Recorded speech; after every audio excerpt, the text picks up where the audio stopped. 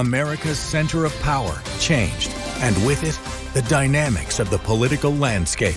The consequences will reverberate locally, in Florida, on Capitol Hill, and on the global stage. Voters demanded change on the issues that mattered most: the economy, immigration, and social issues.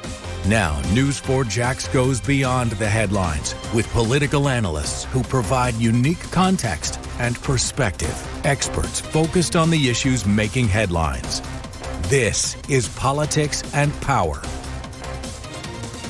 The Democrats' downward spiral seems to continue. Their message? Oh, wait, they have none. The party is in disarray. People wonder out loud, are the Dems broken beyond repair? This all comes at a time when President Trump hands the party a gimme. The economy is tanking. The tariffs have a devastating impact. What are the courts doing?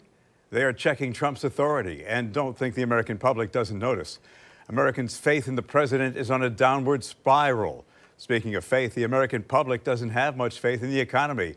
There is a feeling of great uncertainty right now. Uncertainty about the economy, uncertainty about the housing and job markets, uncertainty about how stable the world situation is.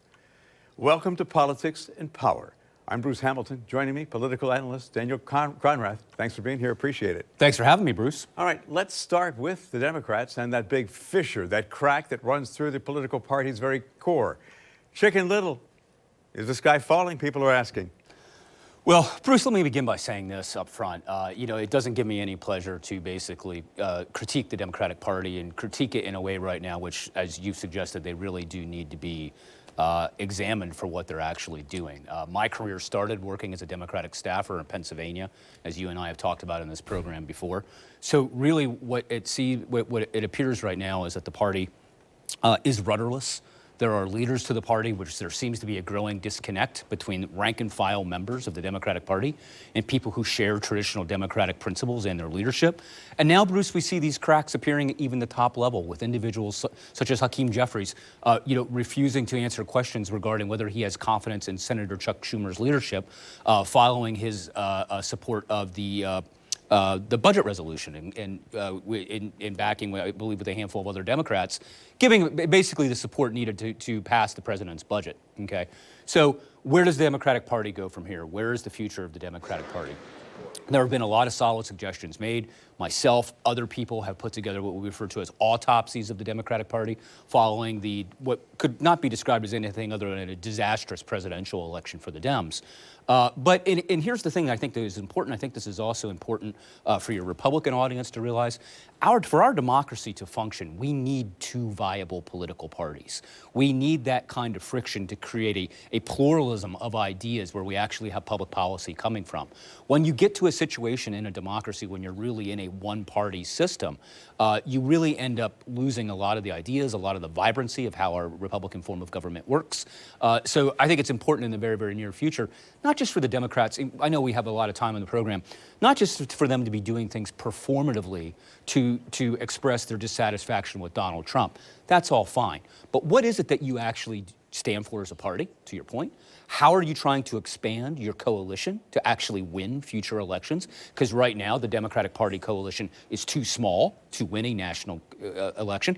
In the state of Florida, we've seen Democratic support for gubernatorial runs and for Senate runs decline, not incline. Okay. Meanwhile, rank and file Democrats continue to support their leadership, who has, as of right now, done nothing, specifically in the state of Florida, to really merit that kind of allegiance that they're getting from their party operatives and from just rank and file Democrats in general. And before we get to the history lesson, which is what I want to do, and we talk about political ups and downs and change and things like that, I do want to talk about the fact that we need a functioning Congress, too. Debbie Dingell of Michigan basically said, look, we got to show people that we are willing to stand up, Democrats and Republicans, too.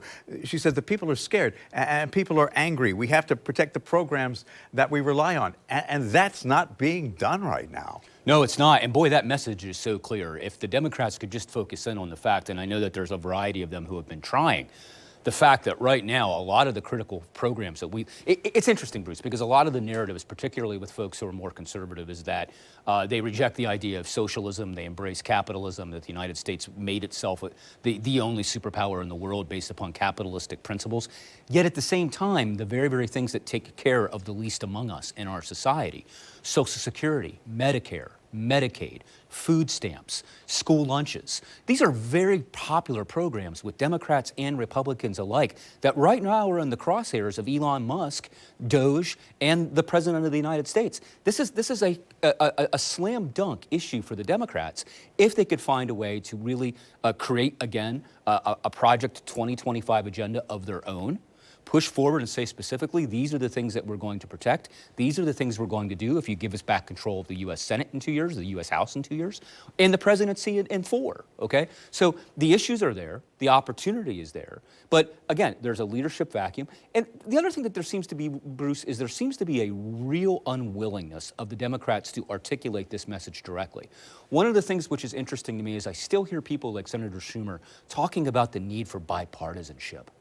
Bipartisanship. When was the last time the Republicans ever seriously cared about bipartisanship when they got an opportunity to be in power? The Democrats need to really just dump that whole charade and say, these are Democratic principles. We are going to hold up this government. We are going to become sticky wickets of the Trump agenda. And bipartisanship be darned, we are going to execute an agenda which is popular with the American people and stop trying to appeal to the other side of the aisle. And it's time for the Republicans to sit back and say, you know, the hell with this loyalist base, too. You know what? The American people are going to suffer because the way the government, look, there is government waste, but there is a methodical way to go about dealing with that waste, dealing with the overspending and things, and the willy-nilly way that they're going about doing things right now and tearing down government. It's almost unthinkable the way it's being done, and it's going to take forever to build things back up so that the American people are taken care of in a way they need to be taken care of and looked after. That's right, Bruce. I want to be very, very clear about this. The Elon Musk effort to find government waste, in my mind, is nothing more than political theater. Okay? You don't begin a process of eliminating waste at any level of government, federal, state, and local. You don't start that process by firing the inspectors and the auditors who were already performing that job. That is not what you do. That is not where you prioritize downsizing government, is the people whose very job is to glean out waste within government and replace them with interns and other sycophants who have happened to work for you in your tech company. And you don't get rid of the Department of Justice and the people who can hold others accountable, and you don't say, look, you know, just because you're the President of the United States, you can look the law in the face and go, you know, I'm not accountable to you. All right. But, right, and you certainly don't if you're talking about a country where our education attainment levels have declined precipitously in recent decades. You certainly don't begin the process of improving education by eliminating the Department of Education. Exactly, because the Department of Education does have a place to hold a standard for, you know, the people who are disabled and others. And if you look at the states, they don't have the wherewithal, they don't have the means, and they don't have the ability to go ahead and do some of the things that the Federal Department of Education does. No, that's a whole other argument. It is, but you know, just as a matter of practical of governance right now, when you look at Florida's budget, 1/3 of Florida's budget comes directly from federal pass-through dollars. So if you're really talking about actually cutting waste in D.C. and going through and eliminating a lot of these programs, Floridians need to understand that that decrease in federal dollars, and you may think, oh, well, they're great, they're getting their fiscal house in order, they're identifying waste. We will feel that here. They will feel that in South Dakota, North Dakota, deep red states, Bruce, where examples where we know that there's rural school districts who have the same kind of problems with providing free in-school and reduced lunch and new programs and new education opportunities and technologies. Those cuts from the federal government, it's already coming out that there are individuals being interviewed on the news saying things like, we voted for Donald Trump. We believed in Donald Trump's agenda, but we never really thought that he'd actually come through and try to eliminate the Department of Education. What are we going to do as educators? Well, elections have results. President Trump said this was going to be part of his agenda, and now we're seeing it play out. And is Florida really that cash flush that, you know, Ron DeSantis could afford to go back and say, look, here's $900 million in federal money that we don't need? Well, it's been done before. I mean, you'll remember we had an opportunity to build a high-speed train from Orlando to Tampa, and Rick Scott gave it back. Yeah. I mean, so these aren't new things in Florida politics. Now, Rick Scott obviously had other motivations. But that's political theater, too. That is also political theater, and Rick Scott is, obviously, Senator Scott is funded in large part by individuals who make automobiles and fossil fuels, that trains are not in the interest of developing. All right, let's get back to Chicken Little and the sky falling and the fact that it's not. Reality is, if we convene a history class, we know that all things in the political world are cyclical. Get out your number 2 pencil in case there's a test later. They don't still use number 2 pencils, do they? No. Sure, I know. He's online. Yeah. Turn back the clock to the mid-90s. The Republican Party was not unlike the current-day GOP. They wandered, meandering political circle, the walking wounded. Ideas? They didn't have any back then, if I remember my history. Fast forward 4 years from then, and George W. Bush won the White House and Congress. Of course, he had little help from the Supreme Court. Turn back the hands of time even farther to 1991. Who was the victor? None other than Daddy George Bush after Desert Storm. He was wildly popular. Everybody said he was unbeatable, but a year and a half later, that political landscape underwent another major transformation. It's the economy, stupid, and who's sitting pretty in the White House? A Dem named Bill Clinton. The point here is things change, times change. The question is, what will prompt change for the Dems? Well, it's a very, very interesting history lesson, Bruce, and for viewers in your audience who have been around long enough to remember the 90s. Looking back in the rearview mirror, the 90s were really something quite different reflectively than what they were when we thought we were living them. You'll remember the rise of like right-wing talk radio and labeling Bill Clinton, for example, a socialist and like all of these terrible things that Bill Clinton was. And now reflectively, you look back and Bill Clinton was an economic conservative. There's no other way that you can frame the Clinton administration when you look at what they did to deregulate big sectors of our economy, deregulate our banking industry, our financial sector. Only Bill Clinton could have passed NAFTA, Bruce. George H.W. Bush tried to pass NAFTA. He couldn't get it done. Only when Bill Clinton got into office did we begin to see the final leaving of the United States of a lot of these manufacturing jobs from Rust Belt states and a lot of the things that Donald Trump has been able to tap into a lot of that animosity today that a lot of small-town rural voters have because they no longer have a job base. A couple of things that are interesting, too, about the 90s, however. The Republicans did have one bright light. If you'll remember, it was the first time, I believe, in 50 years that the Republicans won back control of the House in 1994. You'll remember the Newt Gingrich revolution with the Contract for America, okay? They said they took back the House in a big way during the first term of Bill Clinton. But to your point, it wasn't a year and a half later that America figured out that the contract was a dog. Nobody liked the elements of the Contract of America because what was the focus? Eliminating and reducing those social services that Americans have come to view as part of our social contract. These are the third rails in American politics. You cannot touch Social Security. You cannot touch Medicare. You cannot touch Medicaid. The things that are basically keeping our parents and our grandparents alive and viable in their retirement age when they're no longer allowed to work. So the Republicans learned that lesson then. And of course, again, for the rest they're forgetting them today. They're forgetting them today. And by the way, what was the other GOP pivot at the time? Was the impeachment of Bill Clinton. That basically preoccupied the entire second term of Bill Clinton was his impeachment in the Monica Lewinsky scandal, and then, of course, leading into the Kosovo. But at any rate, where are we at today with the Democratic Party? I think a lot of people have speculated that the Democratic Party began to lose its working base under Carter, but I think you can really see the precipitous decline under Bill Clinton. The getting away from having the blue-collar coalition. And if I may, just to expand upon this for a second, a lot of the people have said today, if you look at the core agenda of the Democratic Party, very, very strong with white, college-educated women, okay? Very, very strong with people who are either members of or supportive of the LGBTQ plus community, okay? Those two things together are not enough to win an election. They are simply not. That is not a viable enough coalition. Now, back in the 60s and back in the 70s, when the Democrats under Kennedy, and then President Kennedy, of course, was assassinated, and Johnson, when the Great Society programs were being launched in the 1960s, how are we able to do these incredible things like the Voting Rights Act and the Civil Rights Act and the Higher Education Act and the Early and Secondary Education Act? My goodness, Bruce, we created public broadcasting back then. How are we able to get things passed and through the American public? Because we had a strong labor component of the Democratic Party. People were willing to support the civil rights movement, Bruce, because the party that was backing the civil rights movement was also the party that was giving them a better work week, fighting for increased wages, and taking care of people who were working with their hands. That component is gone, and that is why the Democrats cannot win elections today, period.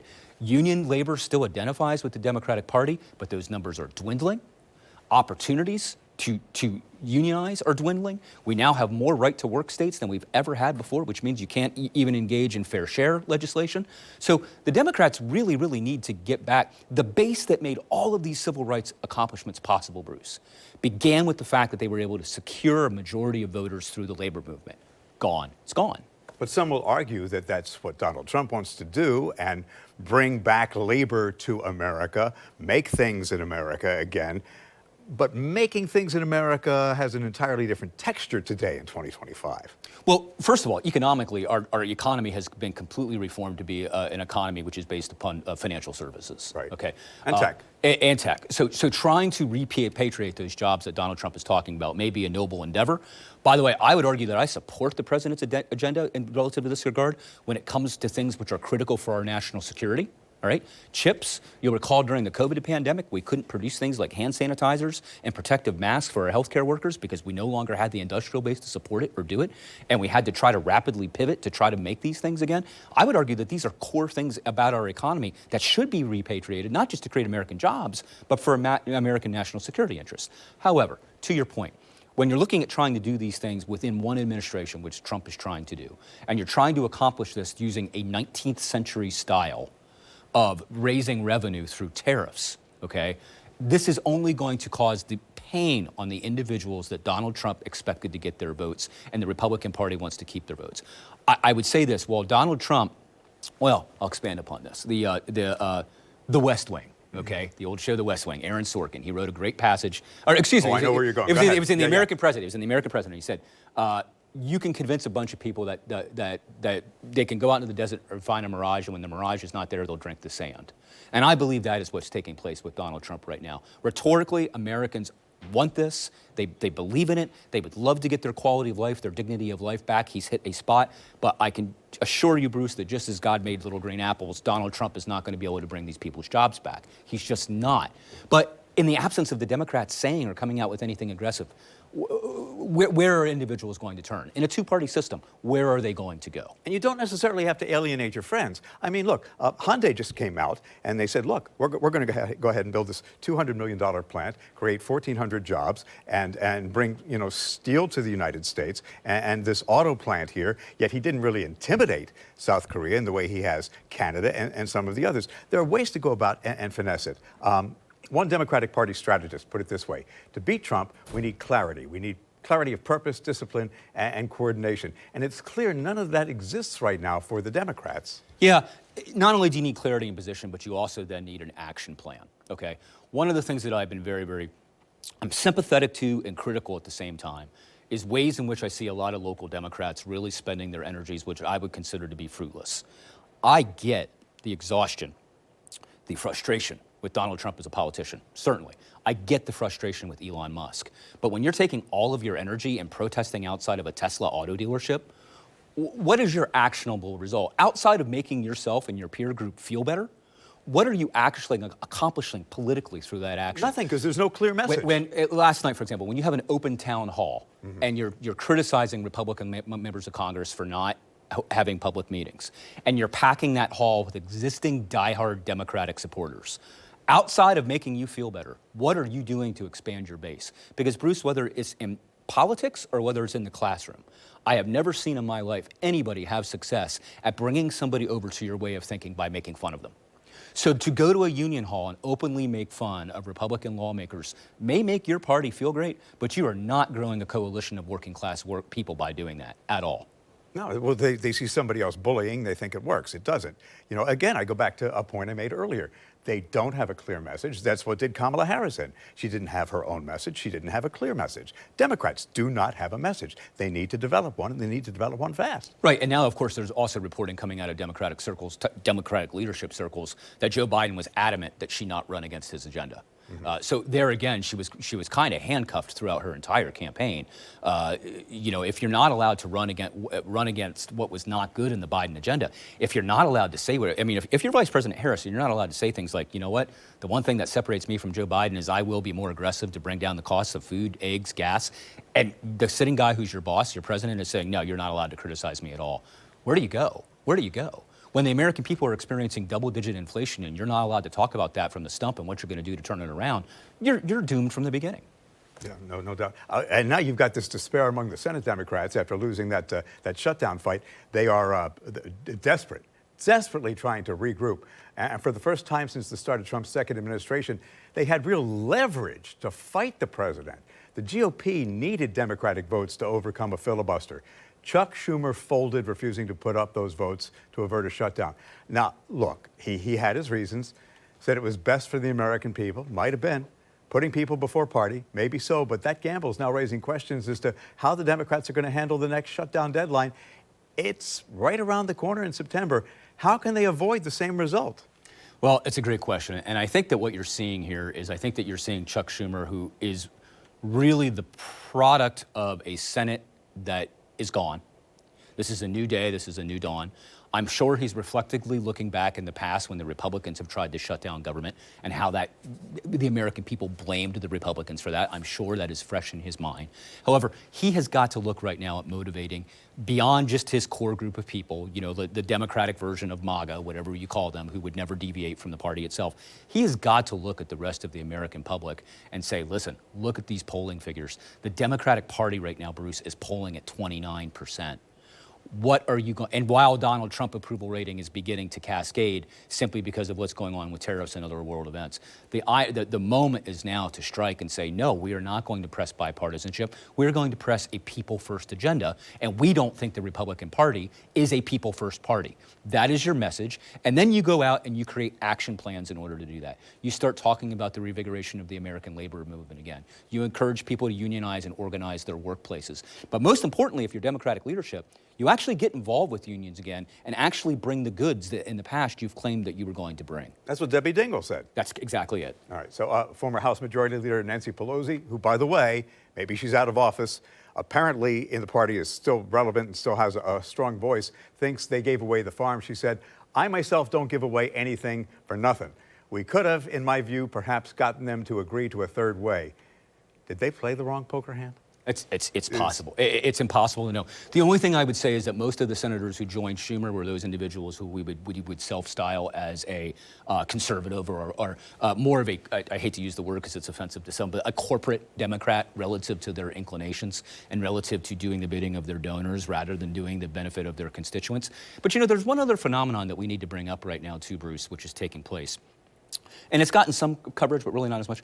Bernie Sanders is out there with AOC right now, drawing crowds of 15,000 people, 20,000 people with lines out the door to see him because he's talking once again about that message from 16 and 20 in his presidential race about taking on the oligarchy, about the disconnect from both parties in D.C. with people not feeling like they're being represented. And it's going to be very interesting. Bernie Sanders will not run for office again. He's basically said it. He's 83 years old, despite the fact that, you know, for everything we've said about a lot of Washington, D.C. politicians, Bernie Sanders is using the same rhetoric he's used for 40 years, and at 83 looks great. But he's not going to run again, okay? But he's talking about is inspiring this next generation of the party. So this is, I know that this is kind of easy to say, but it's important and it's a real question for Democrats to ask. When will Chuck Schumer, when will Nancy Pelosi, when will they get out of the way? Fade into the woodwork. When will they? Not fade, just disappear. When will they go back and be satisfied and just play with their grandchildren and enjoy their retirement and stop trying to, you know, control the levers in Washington, D.C.? And by the way, if you really care about your party, set up those individuals to replace you. Help them be successful. Start planting those seeds now. Stop hanging on. You know, Chuck Schumer, one of the things which is being rumored right now is that AOC is planning to primary him for his Senate seat. What a disastrous way. If you're a Democrat and you have a Democratic lens, what a disastrous way for Chuck Schumer's career to end, Bruce. Yeah. Thinking about somebody on the left of him, younger and more energized, running and primarying him in a New York Senate primary. What just a terrible way versus just saying, you know what, I'm going to retire, I'm going to make my party better, and this is what I'm going to do, not just for my party, but for my country as well. But there are a lot of people who think that AOC is just too toxic. But toxic to whom? That's just the way people perceive her. Is Donald Trump not toxic? I mean, you have to look at it. I mean, yes. I mean, you could. I understand your point. Yeah. I mean, you can make those statements, but I mean, especially as AOC, and I say this, you know, as somebody who works with younger people all the time, and she's not that much younger than I am. As she matures into the office, you can see AOC has matured a lot since she's just come into the office. She's far more, you know, well positioned to know how D.C. works. Clearly, she's been a victim of some of the sabotages of Nancy Pelosi that we've talked about prior. But she's putting herself slightly under the age of 40. That she's going to be this generation, Bruce, who's going to be doing battle with the young Republicans, with the Ron DeSantis's, with the J.D. Vances, okay? The Democrats need to be identifying, we need more than just AOC. Who are these other young... So she can be an effective Democratic warrior. I absolutely believe so. I think she has a future in national politics, Bruce. That's interesting. So back to Pelosi. What she was alluding to is that the Democrats won't have a leg to stand on when it comes to the fight to preserve Social Security and Medicare.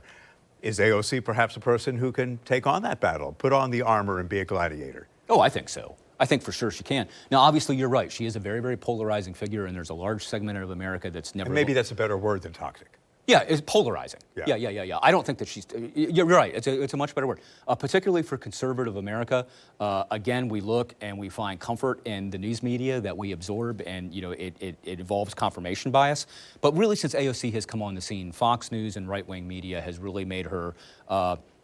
have really demonized her, and they've really tried to make her like a symbol of what the new American left looks like.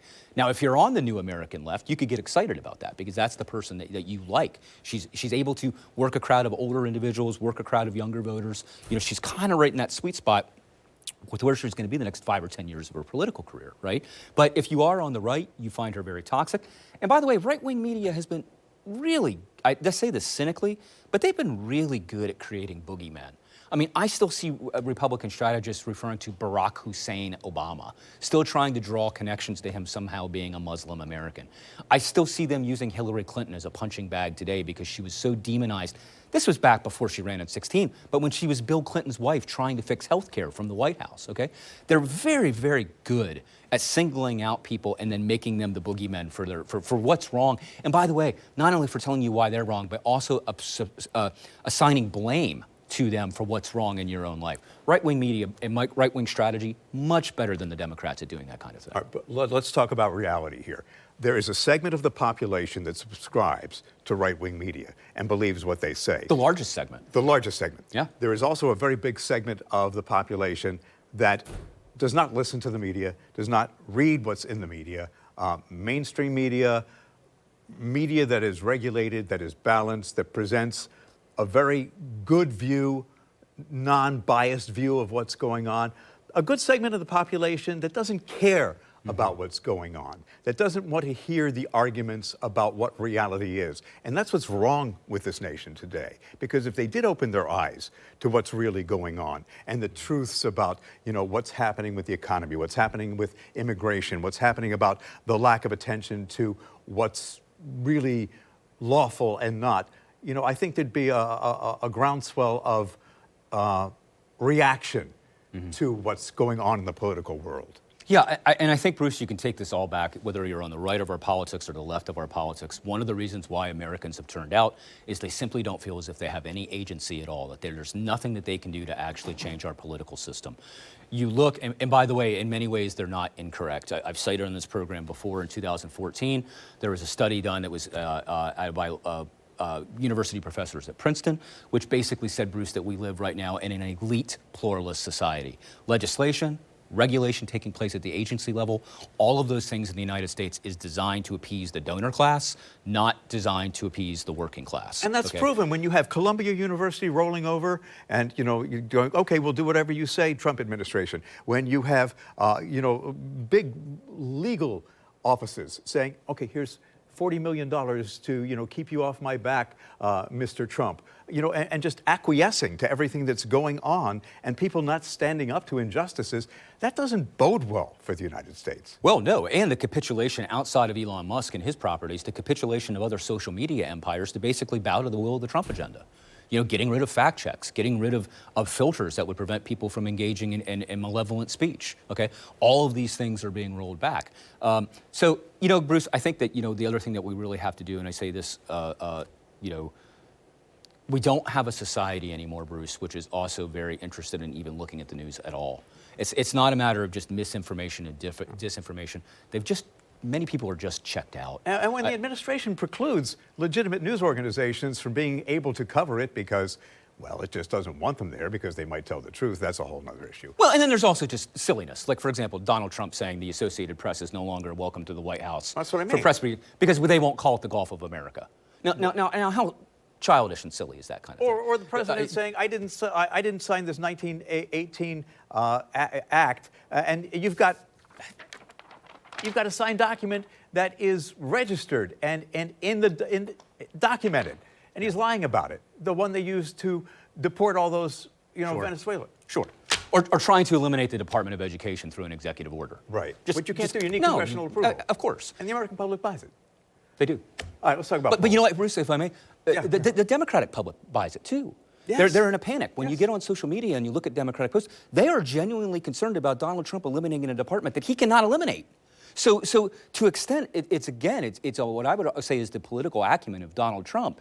He still today in 2024 knows how to get people whipped up about specific issues, do things which he cannot do. But look where all of our attention goes. He didn't have a right to send that plane flying to El Salvador with those Venezuelans, yet he did it. He did it. You know, and the Department of Justice, like, well, Your Honor, I don't have to give you an answer. Yeah, yeah. It's. I know who's going to write me. I know what you're going to say. It's a fact.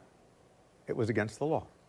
All right, I don't hold much stock in polls, but let's look at the polling because it's really the only gauge we've got. The Democratic Party's favorability rating among Americans is at a record low, according to a new CNN poll conducted by SSRS, and that's because of views from its own supporters, okay? Democratic supporters.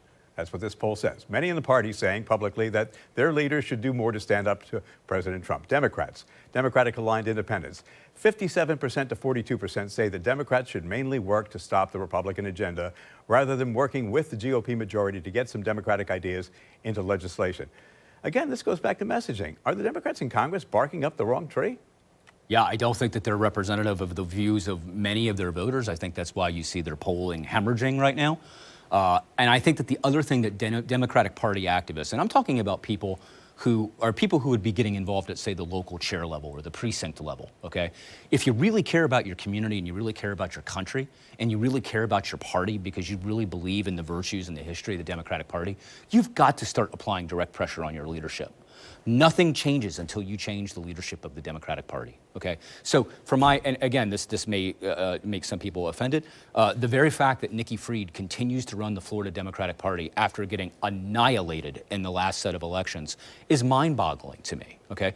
We know for a fact following the last presidential election that one of the reasons why Vice President Harris hemorrhaged so much support was because of younger voters under the age of 30 have an equally sympathetic view to Palestine, Bruce, that they do to Israel right now with what's going on, okay, in the Middle East and with Gaza and with the West Bank. And yet the Democratic Party's leader is an outspoken Zionist who at one point is hand in glove with Netanyahu in terms of his policy. That's not going to fly if you want to win statewide elections. It's just not. So you could go on a state-by-state basis. The leadership needs to stop being worshipped. Stop taking photos with your Democratic leaders, these people who you have had some sort of affinity for, and start questioning their decision-making. If you're a proud Democrat, start working from within that party to really be the instrument of change and not just a follower of that party. And by the way, if this situation were reversed right now, I would say the same thing to Republicans. In fact, I will. In fact, I was going to ask you that question. If you are a Republican right now and you are dissatisfied with Donald Trump, don't just be satisfied to become a Democrat. If you've been a Republican your entire life and you are a fiscal conservative and you're somebody who really believes in the principles of Ronald Reagan, which, by the way, Donald Trump does not reflect the policies of Ronald Reagan at all, and we could go over that ad nauseum. But if you really feel that way, don't jump ship and become a Joe Scarborough and join the Democratic Party. Fight for the Republican Party. Really, all you got to do is wait 3 years, because Donald Trump can't run again. Okay? Make sure that the next person who ascends to the presidency or party leadership is somebody who winds back the clock to a days when you can remember people like, you ready for this?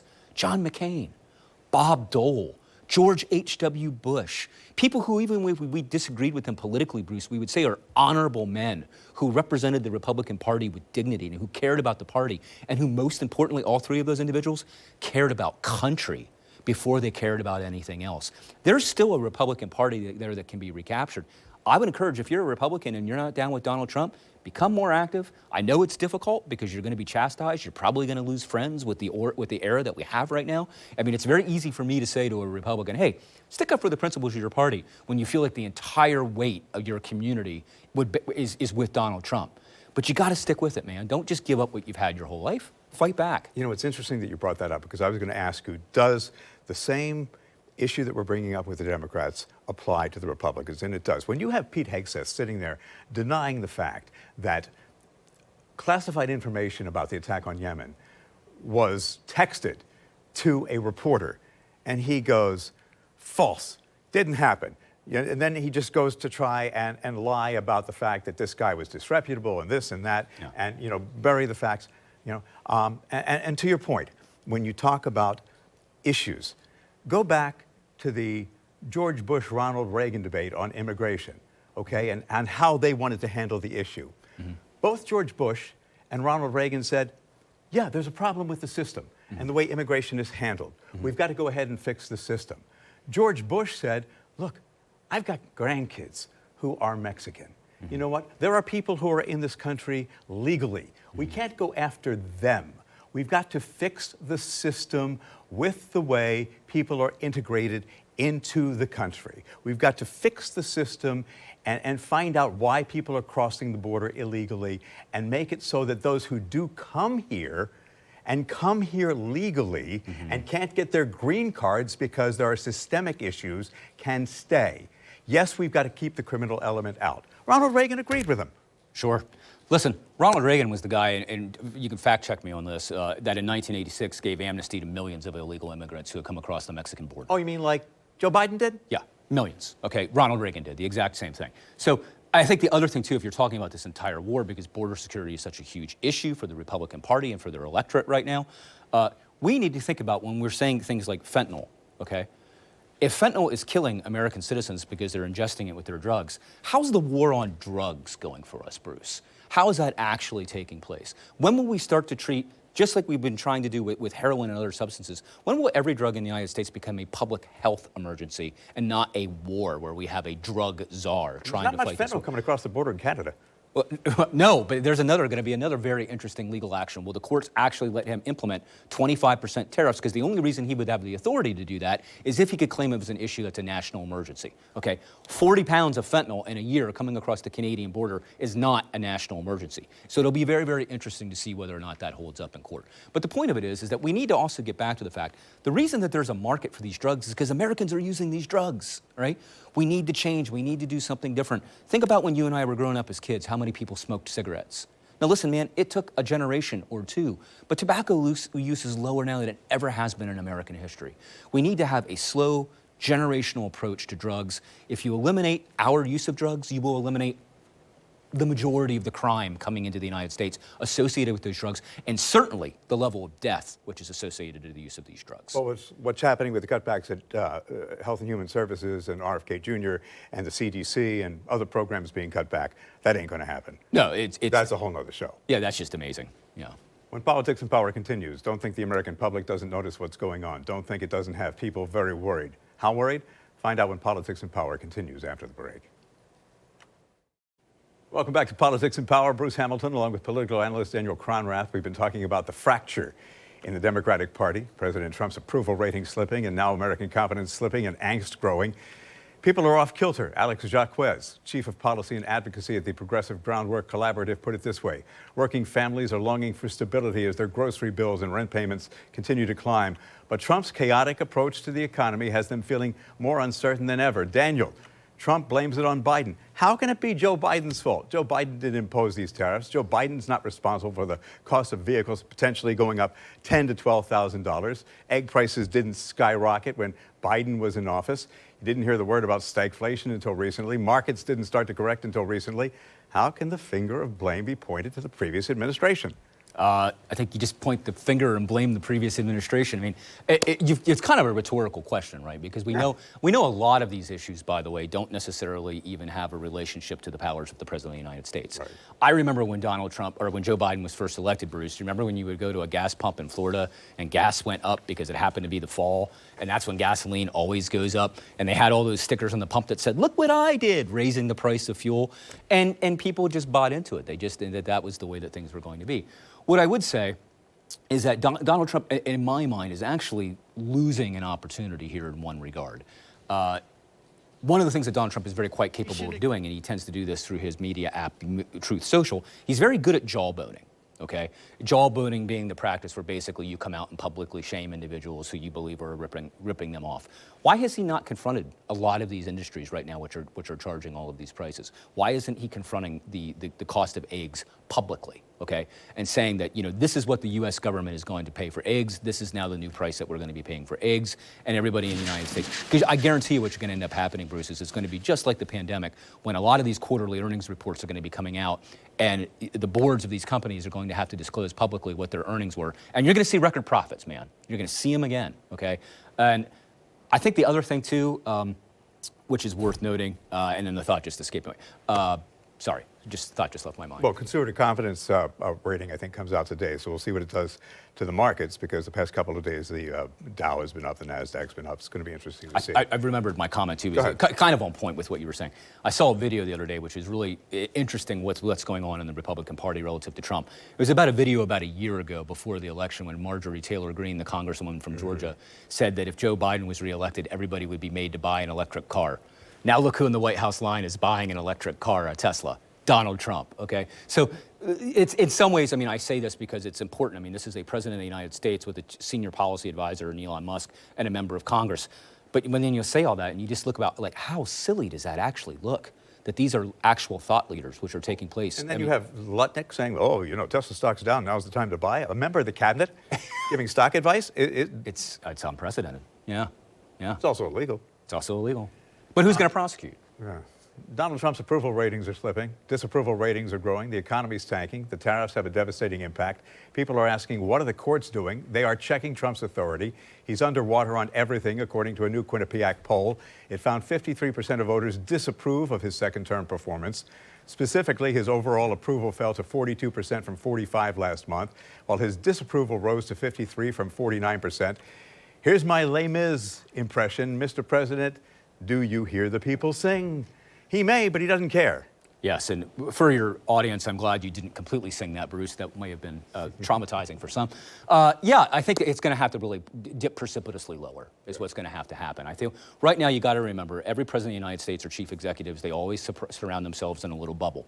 Donald Trump has gone as far to create his own social media outlet, Truth Social, that while he's on there posting truths, he's only seeing positive feedback from what he believes are his real and true supporters versus those comments which are being received by the general public. Okay, so I think it's going to have to hit a point where he's going to have senior staff people he trusts, perhaps his children, coming in and saying to him, Dad, things are going very, very, very poorly. We need to tack, we need to change. And then, by the way, this is not me being Nostradamus. You know that Donald Trump is going to find somebody else to blame for the calamity. Eventually, he won't be able to blame Joe Biden any longer. We know in Trump's first term, he has absolutely no problems throwing people close to him under the bus at a moment's notice. If you're working in his administration right now and think that he can't turn on you and do a 180 on you in a second, you're a fool, because that's just the nature of how Donald Trump operates. When things go bad, the last person in the world who's going to take blame is Donald Trump. I'll say this, and I think I've shared this on your program before. I remember watching it was a Christian Broadcasting Network interview with Donald Trump. And the interviewer asked Donald Trump, this was prior to his 2016 election, they looked at him in the face and they said, when was the last time you asked God for forgiveness? Donald Trump looked at them and said, I've never asked God for forgiveness. I've never done anything wrong. Now, Bruce, you ever think that kind of individual is going to take political responsibility for a decision he made? Absolutely not. So, you know, that's just something else. I don't know when this is going to rise to a level that Donald Trump, but I guarantee you he will never accept blame for it. I've also seen a montage where apparently Donald Trump doesn't consult his advisors on anything, that he knows better than anybody else when it comes to everything. One consistent thing that I've heard from both people who were supporters of our president and people who were detractors of our president is the last person who spoke to him has an incredible amount of weight in his decision making, which is why we commented on this program that having Susie Wiles as chief of staff, you know, the number one function of a chief of staff is to control the president's agenda. Who are they sitting with, when, and why? Okay, so a lot of this decision making, when you've got him fluttering around with Elon Musk and Elon Musk's child all day long, you know, a lot of this is going to revolve on policy. But there's also one thing I would like to say about the legal system, too, in the United States, Bruce, to make this a little bit more bipartisan. You'll remember after the Great Recession and the housing market crash? 2008. How many people did Eric Holder, Donald Trump's, Barack Obama's Attorney General, prosecute? Zero.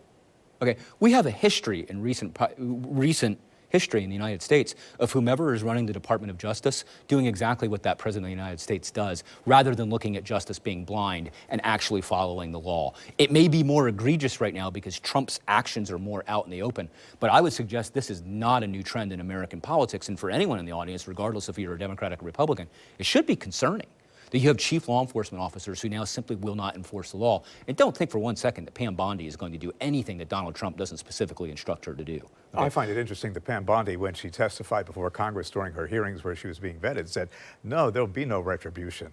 But we all know who's been thrown out of the Department of I Justice. mean, let's just remember, I mean, it seems like an eternity ago politically, but that process started out with Matt Gaetz being nominated to be Attorney General. Well, so I think he was a sacrificial lamb. That's just my opinion.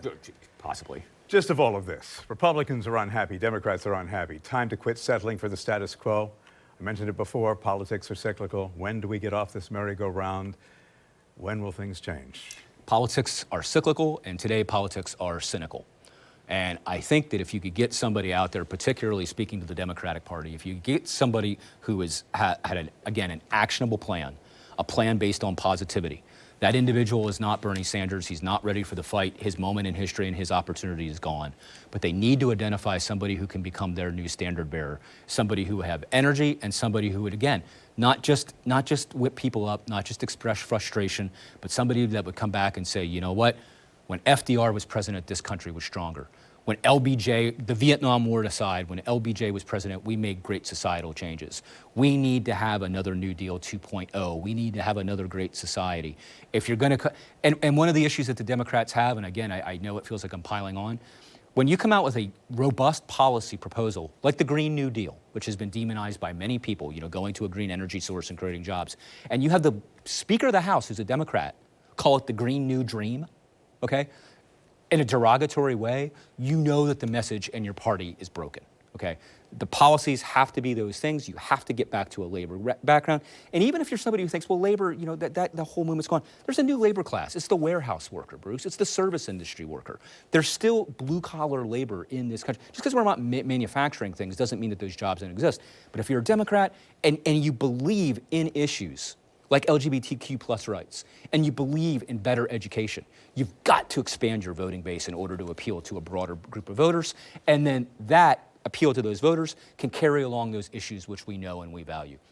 Just to repeat from the beginning of the program, there is no civil rights movement, Bruce, unless America had a strong labor core within the Democratic Party and blue-collar workers were drug along on that agenda because their lives at home at their kitchen table were better. Yeah. When you're not doing that, then it's going to be impossible to advance an agenda which many Americans culturally, sadly, in my way of thinking, do not identify with. Democrats need I was going to say a bumper sticker, but that's so 1960s. They need a baseball cap with a slogan. Something. Yeah. Bottom line, Daniel, America needs to find new direction, new solid leadership, grounded in principle. Is that possible in this day and time? I know we've said politics is cyclical. Don't know how long we're going to have to wait.